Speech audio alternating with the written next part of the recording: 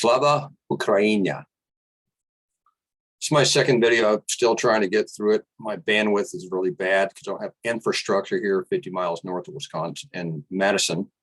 So I'm going to try to get through this. If I lose video and you see my picture, I'm just going to get through it because I got to just say what I got to say.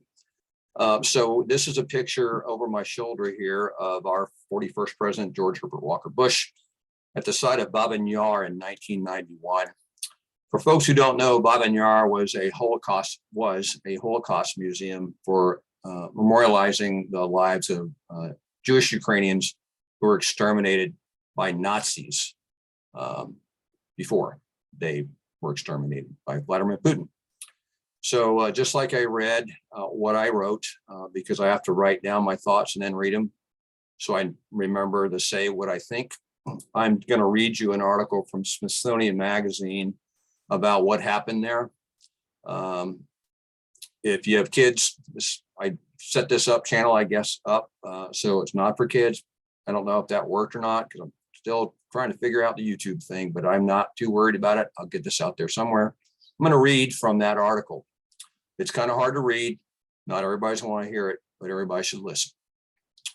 On Friday, September 26, 1941, when the Germans occupied Kyiv, announcements printed in Russian, Ukrainian, and German began to appear on lampposts and walls around the city, ordering all Jews to assemble Monday at 8 a.m. near the site of a Jewish cemetery. That morning, the day before the Jewish holiday of Yom Kippur was set to begin, over 33,000 people gathered, mostly women, children, and the elderly, as the Soviet government had already mobilized men capable of fighting into the Red Army. You know, so we could fight the Nazis together with the Soviets and the Ukrainian people. The multitude was marched under guard through the barbed wire enclosures leading into Babyn Yar. Yar means ravine in Russian and Ukrainian. The site is actually a system of ravines with estuaries that once fed into the tributary of the Dnieper River, leaving steep troughs and inland fields. It's a scenic location, site crowded with weekends, the site crowded on weekends with picnickers and soccer players.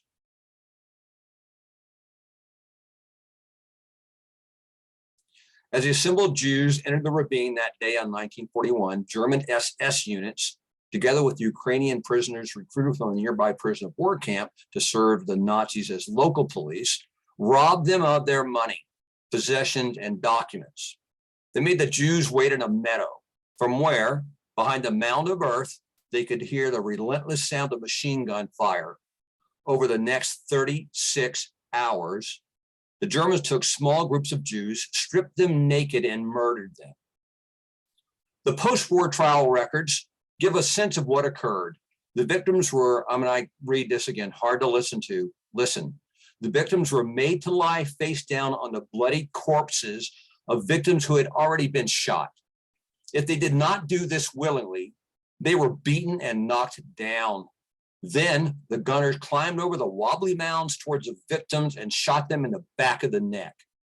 According to an operational situational report the Germans had sent back to Berlin, they shot a total of 33,371 Jews. Over the next 2 years, the Germans would continue to use the site as a killing ground, murdering another 70,000 individuals, including Romani people, psychiatric patients, prisoners of war, and other civilians, before the Red Army liberated the city in November 1943. The Germans were the first to try to silence the memory of the crimes committed at the site. In August 1943, fearful of the approaching Red Army, they forced prisoners from the nearby Sirets concentration camp to dig up and burn remains from the site. The Soviet government, too, attempted to conceal what had taken place at the site in 1961, around the time of the Cuban Missile Crisis, right? They tried to fill in the ravine, unintentionally setting off a mudslide that killed at least 145 people. But Yushchenko's poem, published the same year, gave voice to the victims on the grounds. In 1962, Russian composer Dmitri Shostakovich dedicated his 13th symphony to Babyn Yar, further amplifying the memory of the crimes that had been taken place there. You can look it up, read the whole story. Just Google Smithsonian article on Babyn Yar. I watched Dr. Zakharia interview President Zelensky and asked him about this question. What do you think about people who say they are neo-Nazis in the nation of Ukraine? I can't remember what President Zelensky said, but I remember the look that came over his face. I also have read some people that say they support the no-fly zone. I do not support the no-fly zone.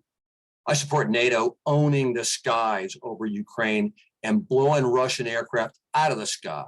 And if that means no-fly zone, let's keep it to the Russians and not let them fly anymore. I'm C. Thomas Lane, patriot citizen, United States of America. Thanks for listening.